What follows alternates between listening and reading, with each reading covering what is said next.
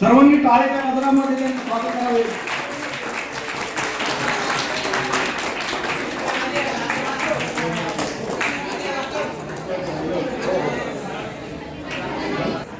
तुम्हाला आज मी माझ्या अनुभवाचे बोल सांगणार आहे. युट्यूब थेरी वगैरे वगैरे नाही, कारण मी 37 वर्ष नोकरी केलेला माणूस आहे आणि आता बिझनेस करतोय, तर दोन्ही मधला फरक सांगेल. ओके, तर मला फक्त सगळ्यांना एक रिक्वेस्ट आहे की कृपया शांततेने ऐका, नाही करायचा. ओके, तर मित्रांनो, मी माझ्या अनुभवाचे बोल सांगेल आणि मी माझा धंदाच आहे लेक्चर देणं. तर मी अशा 1000 दिवसात 2-2 लेक्चर घेतो. मी आता लेक्चर घेऊनच आले का कंपनीतनं. तर सर, हे जे लोक आहेत हे आमच्या खूप जवळचे आहेत आणि हे लोक समाजासाठी काम करतात, म्हणून आम्ही धावपळत येतो. आणि मग समाजातल्या मुलांनी जर नीट नाही ऐकलं ना, मग वाईट वाटतं. कारण माझी तिथली फी आहे ना, ती जर ऐकली तर तुम्ही म्हणता बापरे एवढा पैसा घेतो का आता. पण इथे मी समाजसेवा करतो, राईट. तर प्लीज माझी रिक्वेस्ट आहे, ज्याला आवडत नाही, ज्याला नाही पटत, त्यांनी बाहेर जायचं, मस्त टॉयलेट मध्ये बसायचं किंवा कुठे जायचं तिकडे जायचं. पण जे आहेत त्यांना नीट ऐकून द्यायचं. ओके, तर स्टार्ट विथ एंटरप्रेन्योरशिप म्हणजे उद्योजकता. उद्योजक का व्हायचं? पहिल्यांदा उद्योजक आणि नोकर याच्यामधला फरक माहिती आहे का? हा, काय फरक आहे मित्रा? नोकरी केली तर विशेष सॅलरी असते आणि उद्योजकामध्ये वाढ पण शकते आणि फिक्स नसते, कधी वाढते पण. ओके, मग उद्योजक एवढं सोपं आहे का? एवढं बस दुसऱ्याने उत्तर द्या. उद्योग करणं एवढं सोपं आहे का? मग सगळ्यांचे उद्योग टाकले असते ना. उद्योजक करणं जर एवढं सोपं असतं, उद्योजकता एवढी सोपी असते, तर सगळ्याचीच दुकान असती. सरांनी जसं सांगितलं टायरचं, याचं त्याचं उदाहरण दिलं, सगळ्याचीच असती. किंवा मोठ्या मोठ्या टाटाची कंपनी हे ते सगळ्यांचं असतं. आता त्यातला फरक तुम्हाला सांगतो. तो राईटली बोलला की सर्व्हिस म्हणजे सर्व्हिस. सर्व्हिसचा शुद्ध मराठी अर्थ आहे सेवा, आणि सेवा करणाऱ्याला स्वातंत्र्य नसते. काय काय कन्सेप्ट समजून घ्या नीट. मी जेव्हा टाटामध्ये होतो तेव्हा जर मला हाफ डे जायचं असेल, माझ्या मुलीचा वाढदिवस असेल किंवा माझा काही कार्यक्रम असेल, तर मला हाफ डे साठी अर्ज द्यावा लागायचा. साहेबांना 3-3 दिवस मागं लागावं लागायचं, रजेसाठी मागं लागावं लागायचं. ती सेवा आहे, तिथं मालक नाहीये. पण आज मी मालक आहे. मी ठरवलं सेकंड हाफ मध्ये मला लेक्चर नाही, मी माझ्या सामाजिक कार्यालयाला चाललोय. It's my right. राईट, हा एक फरक असतो. दुसरा फरक आता मी लेक्चर सांगणार तरी सांगतो, पैसा. हे तू राईटली सांग, पैसा. मित्रांनो, मी रिटायर झाल्यानंतर मी 6 महिने घरी बसलो. खरं सांगतो, मला टाटानी माझ्या रिटायरमेंट पुरते पैसे दिलेले आणि मला जाणवायला लागलं की मी आजारी पडायला लागलो, लगेच गुडघे दुखायला लागले, हे व्हायला लागले. परत काहीतरी करायचं पण बाहेर पडलो. मी पहिले फुकट लेक्चर द्यायला लागलो.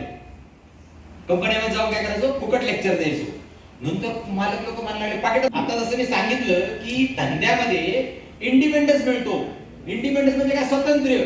आज शटर उघडायचं का शटर डाऊन करायचं, दुकान 9 वाजेपर्यंत चालू ठेवायचं का 5 वाजेपर्यंत चालू ठेवायचं, हे सगळं स्वातंत्र्य कोणाला येतं? मला येतं. वेळेस तुम्ही जर नोकरी करत असाल तर तुम्हाला 8:30ला पंचिंग करावंच लागतं, किंवा तुमचे 7:30ची ड्युटी असेल तर पंचिंग करावं लागतं. हा एक महत्वाचा फरक आहे. फायनान्शियल पोटेन्शियल, जसं ते दादा म्हणला तसं प्रचंड प्रमाणात पैसा येऊ शकतो. तो पैसा मल्टिपल होऊ शकतो. नोकरीमध्ये मल्टिपल नाही. नोकरीमध्ये काय होतं? इन्क्रिमेंट मिळतं 15%, 20% दरवर्षी. पण डबल टिबल पगार कुणाचा होऊ शकत नाही.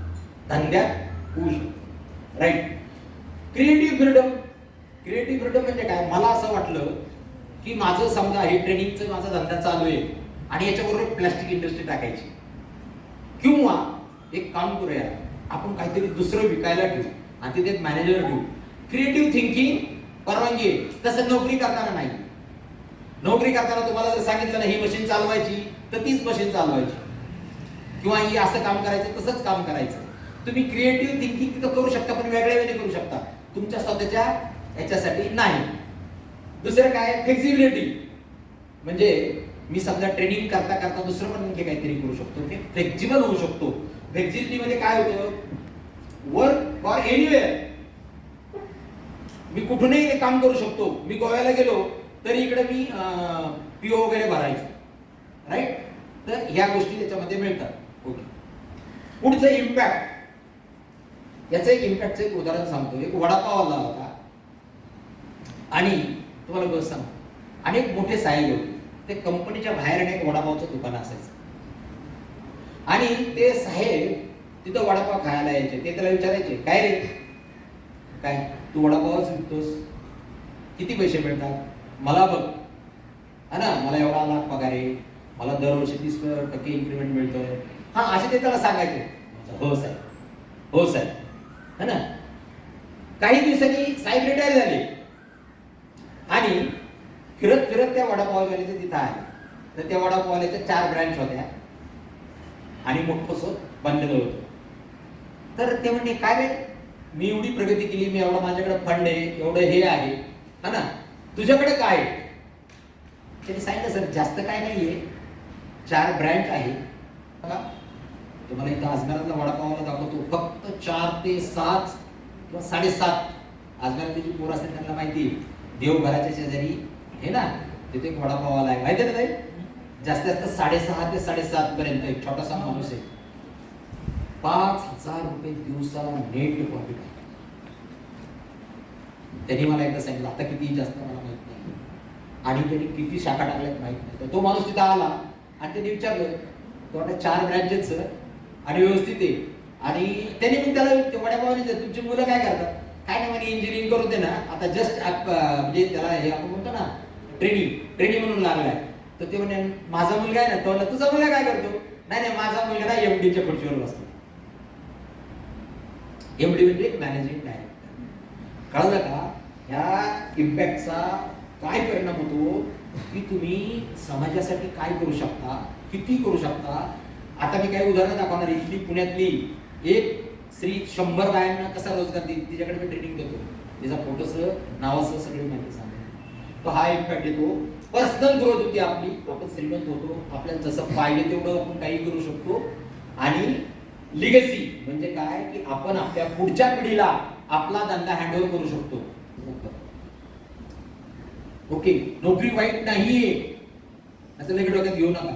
पण माझा जो विषय आहे आज, तो काय, उद्योजक का बनायचं. पहिल्यांदा उद्योजकाला तुम्हाला खोटं सांगत जेवायला सुद्धा मिळत नाही. मला 6 महिने 1ही रुपया मिळाला होता. मी फुकट लेक्चर द्यायचो. माझा उद्देश पण नव्हता तो. भयानक अवघड आहे बिझनेस मध्ये म्हणजे सक्सेस होणं, तो पण नाहीये.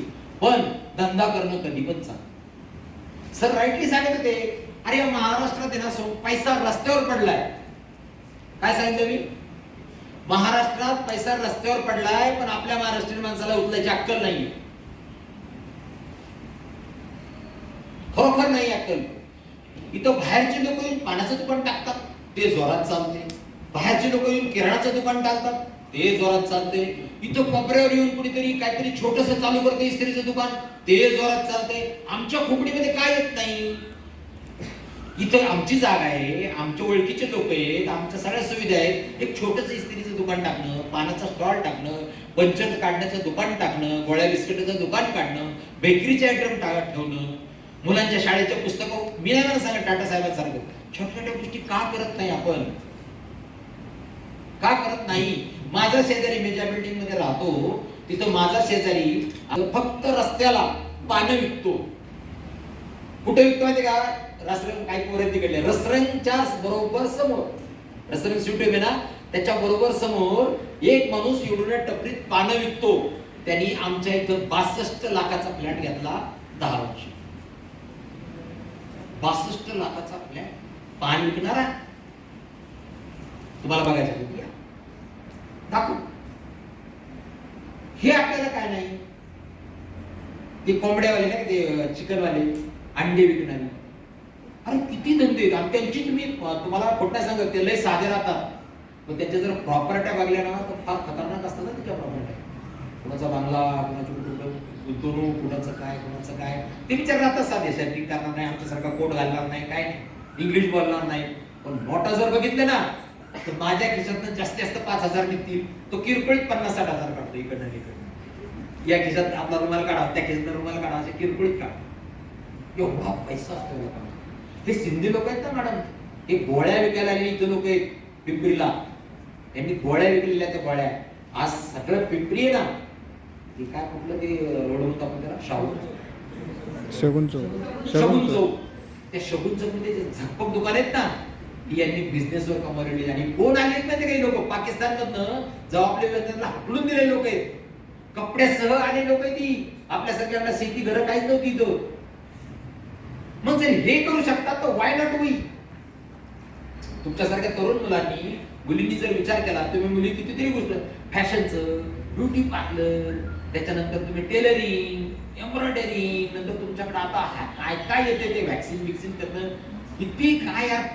अर्ध्या तासाच्या व्हॅक्सिन मध्ये जर 250 रुपये प्रॉफिट असेल, असा कुठला धंदा आहे? 10 मुलींचा जर व्हॅक्सिनचा दिवसभरात धंदा झाला तर 2000 रुपये 1500 रुपये नेट प्रॉफिट मिळेल. म्हणजे महिन्याला समजा 25 दिवस दुकान चालवलं ते आपण, किती झाले? 25 दिने 50,000 तुम्हाला पगार द्यायला कोणी मोकळे? सीधे impact. Try to understand. Meeting मध्ये मग तुम्ही धाडस केलं पाहिजे. लाज सोडली. आपल्या मराठी माणसांना लाज. मला कोण काय म्हणत, मला हसतील, मला असं करतील, प्रॉब्लेम. मी तर बाबा तसंच केलं की बाबा मी मॅनेजर होतो तिथे, एवढा बाबा होता सिक्युरिटी, मला जय हिंद म्हणायचा. आणि आता हे कसं करायचं बाबा, मला ते सिक्युरिटी गेटच्या आत सोडायचे नाही ना, तर मला ते इन्सर्ट वाटायचं, मी जाऊन झोपायचं आहे, असं कोणाचं पुढे जाणार नाही मी. आणि मग मला एक असली बिझनेस मिळाला, त्याचा फोटो दाखवतो. तर म्हणला, देखो साहब, अगर धंधा करना है तो 2 ही फंडे ध्यान में रखो, दिमाग में बर्फ और मुंह में शक्कर. काय म्हणला तो? दिमाग में बर्फ और मुंह में शक्कर. अगर धंधा करना चाहते हो, हिंदी बोलते तो आपको ये चीजें करनी पड़ेगी. दूसरे को सांप बनना पड़ेगा. अरे उसको सांप बनने से क्या जाता है, उससे 10,000 रुपया मिलता है, और वो 10-10 हजार रुपया मिलके तू लाखों में कमाता है. सांप बनने से तेरा क्या जाता? तू था सांप टाटा में, अभी नहीं है. आणि मला पडा. मग मी सगळ्यांना साहेब साहेब म्हणलं की लाखो रुपये. मला बघून कळालं, येस मॅडम, येस सर, तुझी लायकी असू नाही तर मी सुकावून सांग. आता मी टाटाचा मॅनेजर होतो, कधी कधी त्या परचेस ऑफिसर किंवा काय ते असतात ना, ते एकदम म्हणजे मी त्यांना शिकवतो काय असेल, बस बोलो सर, क्या करना है साहब, जरूर करेंगे सर, आप बोलेंगे वैसा करेंगे सर. आणि जेव्हा लेक्चरला उभा राहतो ना, मग आपली क्वालिटी कळती, तो म्हणतो बापरे, आपण कोणाचं सगळं पंगा घेतो.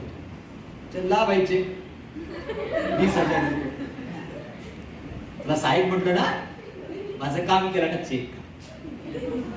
ही आयडिया पळाल्यानंतर मी तुफान सुटलो. तुफान सुटलं म्हणजे तुफान सुटलं. आणि आता मला बिझनेसच्या टॅक्टिक कळायला लागल्या. आता लेट झाला माझा, तुमचा लेट होईल. आता लेट झाला, मी आता म्हातारा आहे, 65 वर्षाचा आहे. पण तुमचं नका होऊन, तुम्ही तरुण आहात, तुम्ही या गोष्टी आत्ताच करा. मी तुम्हाला सांगितलं ना, मला जेवढा टाटात पगार मिळत होता तेवढा इथं मिळतोय. लेक्चर फुकून आले 12,000चं. कधी? 108. साहेब नातीवर खेळायला मोकळे. फॅक्ट सांगते, फॅक्ट. ओके, तर हे का करायचं कळालं का आता? आता कसं करायचं?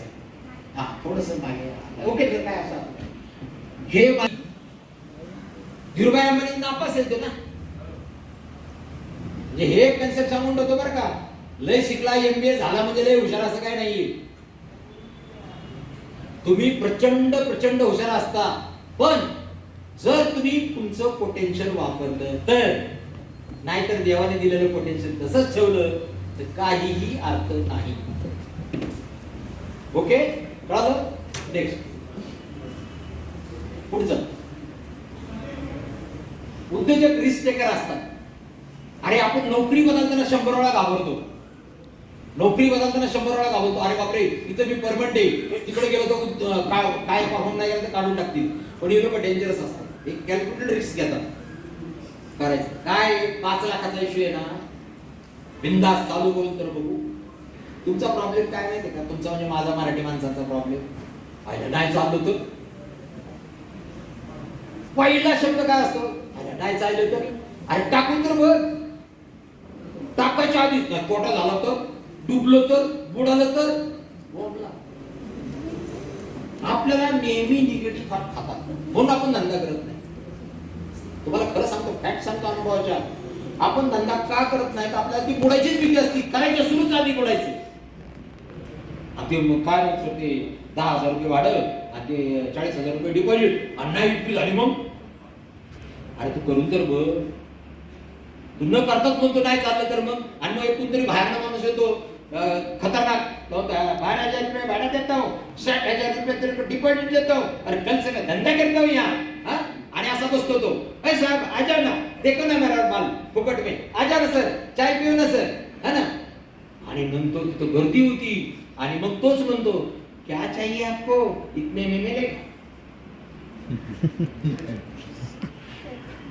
1-2 वर्षानंतर गेला त्याची भाषा बदललेली असते.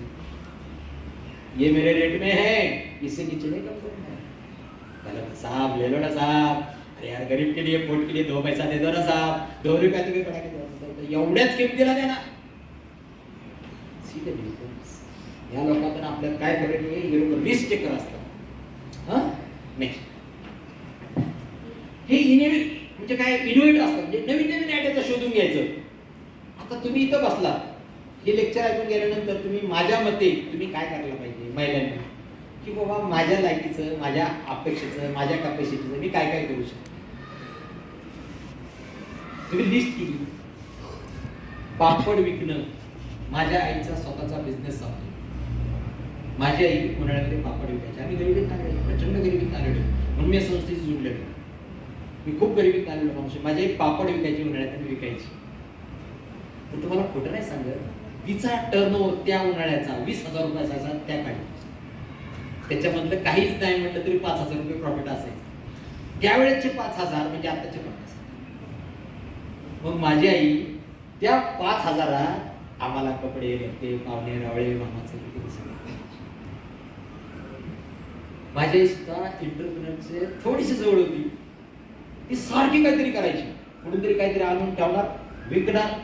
इकडनं पुण्याला आली मला भेटायला, हे ते तुळशीबागेत चल ना अशोक, की आम्ही जायचं तुळशीबागेत. मग बांगड्या घेईन, हे घेईन, ते घेईन, ते घेईन आणि तिकडे जाऊन विकायची. म्हणजे तिला ती गमत होतं तिच्यात, हा ना. आणि आम्ही टाटामध्ये ना साप, हा ना, टाटाचा अरे जर त्यावेळी मी धंदा केला असता ना, आता आयुष्यात कमीत कमी 4-5 गुण, कमीत कमी 4-5. आत्ता कळतंय म्हातारपणे, आहो तेवढा थकून जातो, आता एवढा पैसा मिळतो. अरे असं बोलायला 12,000 रुपये, इथं काय भांडवल आहे काय सडल का? इथं फक्त 12,000 रुपये एमएनसी जापनीज कंपनीकडे घेतो. 12-15 कोको कोला कडे तर 22,000 रुपये घेतले रिसेप्ट शिकवायचे. 22,000च्या खाली येतात दिले. 45 मिनिटं फक्त बोललो इंग्लिश मध्ये. 22,000 रुपये हा धंदा आहे. 22,000 कमवायला टाटामध्ये किती दिवस लागायचे? 12 तास काम करायचं. मी मॅनेजर होतो ना, खूप काम करावं लागायचं. आता किती नातीबरोबर खेळून खेळून मस्त. आणि शिवाय आता समाजसेवेला चांगल्या लोकांना भेटायचंय म्हणून हे लेक्चर उद्या पोस्टपोन. सर को टाइम नहीं, सर हीरो बन गया, सर को टाइम नहीं. See the difference. Okay next काय ते संसाधन, म्हणजे आपण बोलतो ना त्याच्याकडे ना माणसं जोडलेली असतात. माणसं म्हणजे कसं, तुम्हाला एक सांगतो, तुम्हाला जर सक्सेस व्हायचं असेल ना, जेवढं तुमचं नेटवर्क तगडं तेवढी तुमची नेट वर्थ तगडी. म्हणजे त्याचा मराठीत अर्थ सांगतो, तुम्ही जेवढ्या लोकांबरोबर कनेक्ट आहेत ना तेवढा तुमच्याकडे नोटा येणार. तुम्ही कधीच कुणाला कमी लेखू नका. आयुष्यात येणाऱ्या प्रत्येक माणसाबरोबर दोस्ती करा. तो काय करतो, तो कुठलं आहे, काय आहे, त्याची डायरीत नोंद करा. जमल्यास त्याचा फोन नंबर घेऊन ठेवा. एखादी मॅडम जर तुम्हाला भेटल्या चांगल्या कुठल्या, आता समजा इथे मॅडम आहेत, सरकारी अधिकारी येतात महानगरपालिकेचे, बोलकं बना, धाडसी बना, त्यांच्याकडे जा, त्यांचं कार्ड मागा, नंबर मागा.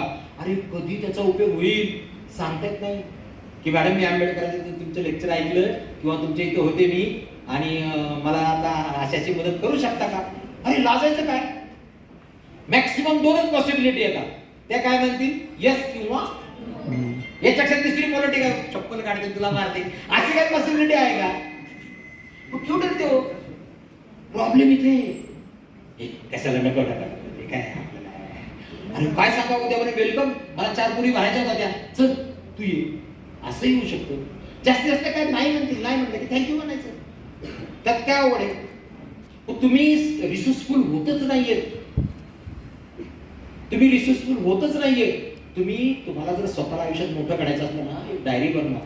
मी आज काय शिकले किंवा काय शिकलो मी आता करायला चालू केलं. मी रोज संध्याकाळी लिहितो मी आज काय शिकलो नवीन काय शिकलो. माझं वय झाले अजून जर मोदी साहेब काम करू शकतात मी त्यांना एकच आदर्श मानलाय. कशासाठी आदर्श मानलाय ते वयामुळे. जर माणूस 45 वर्षी काम करू शकतो तर साला माझं तर 65ची और 20 बरे चान्स आहे. तर मी मोटिवेट झालो स्वतःला आणि मी लिहायला लागलो की मी आज काय शिकलो मी आज नवीन काय केलं मला आज नवीन कुणी काय शिकवलं मी कुणाच्या संपर्कात येऊन चांगलं काम करू तरच माणूस प्रगती करतो. तुमच्याकडे वय भरपूर पडलेले आहे तुमच्याकडे अजून आहे. तुम्ही जर या ट्रिक शिकला आणि तुम्हाला सांगतो परत सांगतो तुम्ही रिसोर्सफुल राहा. इथं हॉलमध्ये कितीतरी महानगरपालिकेचे खूप मोठे मोठे अधिकारी येतात. तुम्हाला माहिती आहे कोण असतो तो? नाही आपल्या कोपऱ्यात बसायचं कुडकुड गप्पा मारायच्या आणि काहीतरी काय दिला नाश्ता चहा पिला की आपलं निघायचं. अरे या ऑफिसरला भेटायला इथं आलेल्या अपॉइंटमेंट लागती. या महानगरपालिकेत जर गेलात ना सिक्युरिटी आत सोडणार नाही. इथं तुमच्या समोर आहे तुम्ही त्या समोर बोलतच नाही. अरे त्यांची संग बोला त्यांचं माहिती काढा की सर माझी अशी इच्छा आहे. त्यांची एवढे पॉवर असते त्यांच्याकडं ते IPS अधिकारी MPS अधिकारी असतात ते एवढी पॉवर असते त्यांच्याकडे की ते तुमचं असं काम टक्कन करू शकतात. पण तुम्हाला ते काय जाणे दो सर चला चांगलं लेक्चर दिलं आपल्या तिकडनंच कुडकुड टाळ्या वाजवायच्या. अरे या तुम्हाला प्रॉब्लेम आहे. कुठल्या कार्यक्रमात गेला कुठल्या लग्नात गेला तुम्ही भारी माणूस भेटला त्याला चिटका मॅग्नेट सारखं चिटका त्याच्याकडनं इन्फॉर्मेशन घ्या. त्या इन्फॉर्मेशनचा फायदा करा. मी आज माणसाला मॅग्नेट सारखं चिटकलो जीवन उदाहरण सांगतो. एक दिवशी काय झालं आता इथलं जीवनच उदाहरण घेऊ. आम्ही बाबासाहेब आंबेडकर भवनामध्ये मी असंच गरिबांना फुकट लेक्चर द्यायला गेलो. या साहेबांची माझी ओळख झाली. हे सांगितले की बाबा मी एक्स डेप्युटी डायरेक्टर वगैरे होतो. माझं लगेच ट्रिगर पेटला काम का आदमी है. झूठ बोलण्याला नाही धंदेवाला व्हायचं ना. काम का आदमी है. साहेब नमस्कार नमस्कार नमस्कार. सरांनी मला काय केलं क्लास 1 अधिकाऱ्यांना लेक्चर द्यायला अख्ख्या महाराष्ट्रातल्या यशोदामध्ये नेलं. नोटा पण आले आणि शिवाय महाराष्ट्रातल्या क्लास 1 अधिकाऱ्यांना लेक्चर द्यायची संधी मिळाली. आज इथं कोणामुळे उभा आहे सरांमुळे. सरांनी त्या गायकवाड सरांना सांगितलं. गायकवाड सरांनी माझं मागच्या वेळी लेक्चर ऐकलं. चांगला वागताय ठीक आहे इथं पैसे मिळत भाग सोडून द्या. पण आज ताकदीने या स्टेजवर उभं राहायचं कुणामुळे कळालं एका कशामुळे संसाधन रिसोर्स.